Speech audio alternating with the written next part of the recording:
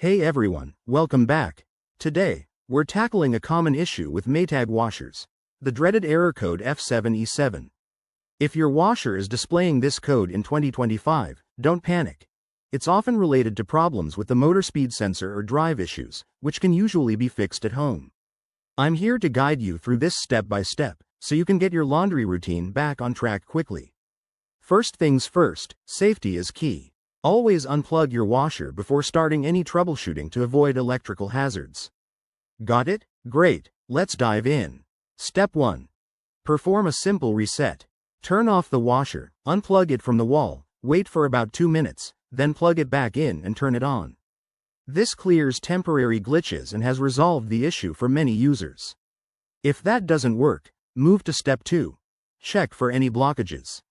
Open the washer door and inspect the drum, drain pump filter, and hoses for lint, coins, or other debris that might be causing the motor to malfunction.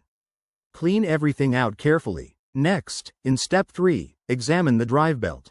If your model has an accessible belt, make sure it's not worn out or loose. You'll need to remove the back panel for this. Use a screwdriver if necessary, but be gentle to avoid damage. If the belt looks fine, proceed to Step 4. Test the motor. This might require a multimeter to check for continuity. If you're not comfortable with that, skip ahead. Now, if none of these steps fix the problem, it could be a faulty control board or sensor, which brings us to Step 5. Consult your washer's manual for model-specific advice or contact Maytag support. Remember, if your washer is still under warranty, don't try advanced repairs yourself. Wrapping this up, fixing error code F7E7 is often straightforward, but if you're unsure or the problem persists, call a professional technician to prevent further damage. Thanks for watching. If this helped, give it a thumbs up and subscribe for more home appliance tips.